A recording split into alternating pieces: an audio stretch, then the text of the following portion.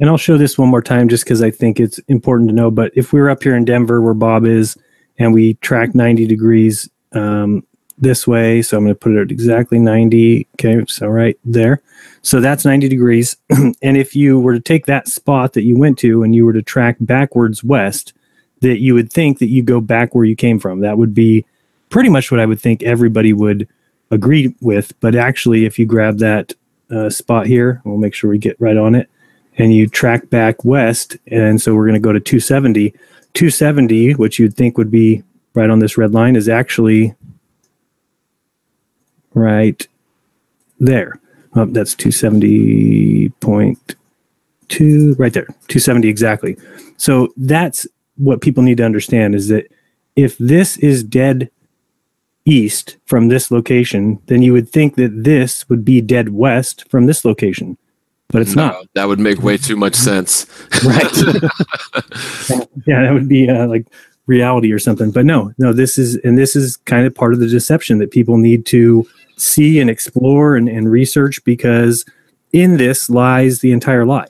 The entire deception is inside of this globe, and we can pick it apart and we can kind of figure out how they constructed the globe. And obviously that's why, the Masonic symbology is the square and compass and the G and geometry. And it's all in their ability to trick you into thinking that you live on a ball, that you are stuck here, that there's no possibility of anything else. And that's what we're all uncovering. And it's not going to be easy. I mean, like John said, we know that there is issues with the azimuthal map.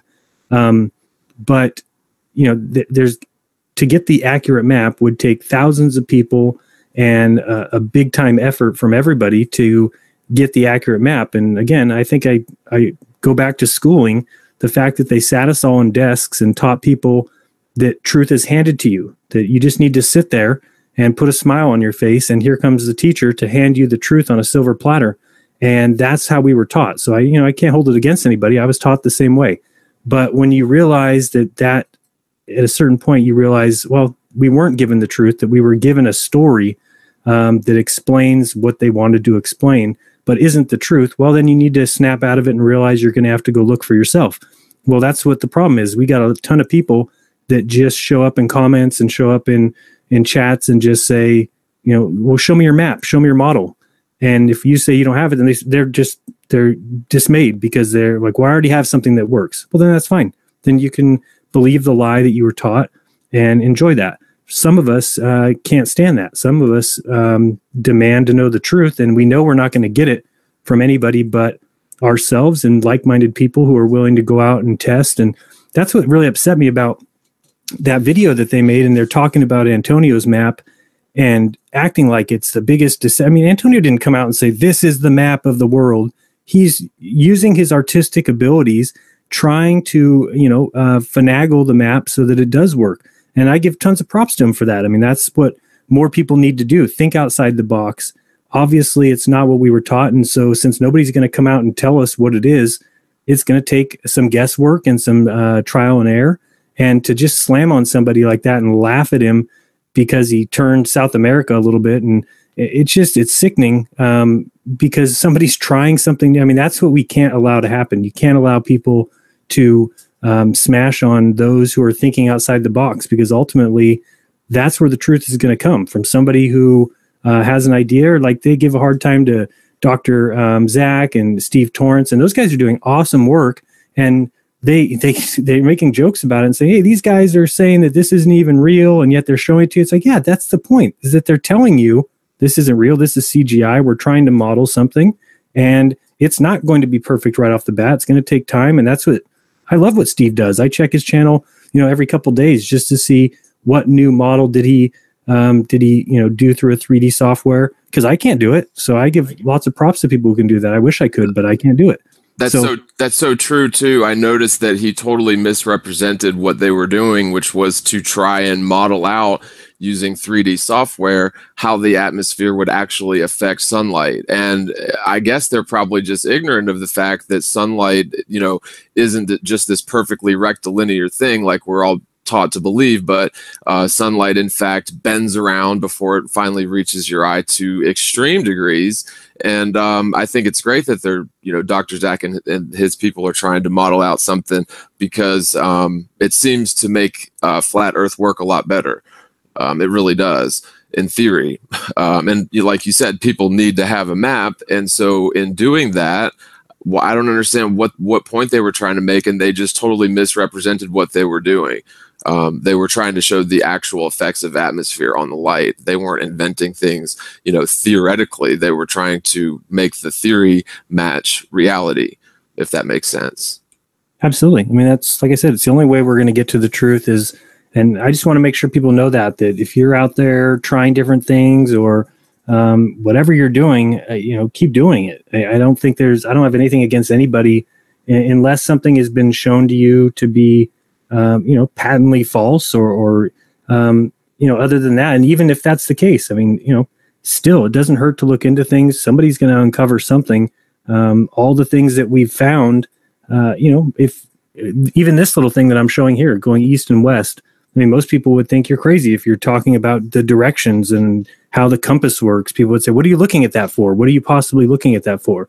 Well, because you might find something that's out of the ordinary, and those kind of things add up. When people realize that that's the case, that I'm not lying here, you can go do it on your own Google Earth. And once you see that, then people grow from there. And yeah, it's going to take some time, but if you were to take the dead center of each of those lines, what would direct east and west be? So like the dead center of the red line, what would east and west be there? So you mean like from right here? Right here, like what would east and west look like? 90 degrees would be 90 degrees east is here. See, because it really angles up with this, this line here. And I always get confused. What is this? This is latitude? Right. So, that would be, but it's the same thing on the flat Earth, John. Like if you got down real close to where this line is, that every single direction. So if you start here and went 90, then it would be here. And then if you started here, then it's going to keep going along this line. See, it's going to always stay, with that line. And that would be 90 east the whole time if I kept doing little lines. But if you're talking about a heading, meaning you start heading that direction, then your 90 east veers off that line. So it's kind of, this is what tells me that they took the flat Earth and applied it to a globe. Because the flat Earth, it's easier to describe the way it works when you think of the north being at the center, and the fact that every step you take, your compass has to readjust to where the north is, which is going to kick. Let's say we're going east like this. So as we take one step, the north kind of turns a little bit, which is going to kick our east up towards the north, just a little hair. So every step you take, you're kicking that east up north. And that allows you to stay on that white line. But if you're talking about a heading, then you're just talking about pointing in that east direction and following that path. And in which case you would follow the red line, not staying upon the white line. And technically, if you headed on a perfect latitude east path, you shouldn't have to adjust much if the Earth was a sphere. You really wouldn't. It would be more or less a perfectly straight line describing a great circle that went clear to the other side of the Earth. So well, the only great circle is the equator, right? I mean, the only great circle going east-west is the equator. Every line going north-south is a great circle. Those are all great circles going north-south. So when you're talking about north-south, that's why we're only talking east-west here. North-south will never change. If they will always be on this line. Directly north will always be, directly north will always be on this line. And directly south will always be on that line. The problem is east-west, unless you're on the equator. The equator, east-west, is going to be exactly on that line. But as soon as you get off here, that's when they veer. Because to stay on this line, you would be heading north. Whereas to go east, your line's going to drop down because these aren't great circles. There's a name for them, but I forgot what it's called. It's like a semicircle. I don't know what it's called. There's a name that they call these lines because they're not great circles. So it's just if somebody would think that if you were here and you went east, that you would just magically go around the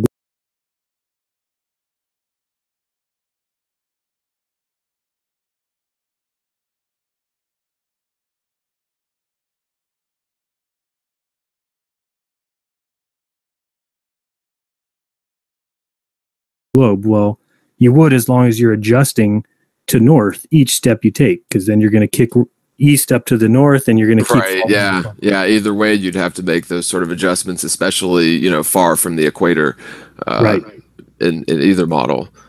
Yeah, and you would never really notice it if you were close to the equator, which is why somebody here who sees the sunrise in the east on the equinox, of course, it would just look exactly like they're heading to the east. But even somebody who's way up here, who's looking at the sunrise on the equinox, wouldn't notice, because when you get down and get real down here, well, east is going to look this way. So to them, it is looking towards the east. But really, when you look at the heading, it's going to be a line that drastically cuts all the way down and hits the equator at the down here. So that's how they've gotten away with the whole idea of the equinox and the sun rising at 90 degrees for everybody, because we all thought 90 degrees is, anywhere you're at, you just draw a cross, and 90 degrees is this way. Well, that's true, but remember how far away the sun is to be rising above the horizon. That's really the direction that you're looking. Yeah. Chippy the Chipmunk's been doing some really great work with magnetic declination too. If you guys haven't checked out his channel, it's kind of entertaining. But yeah, no, he does some really great work with magnetic declination, and it makes you wonder, like, they put a lot of effort into getting this globe thing done, but there's trickery involved, and it becomes obvious when you notice glitches like you have here.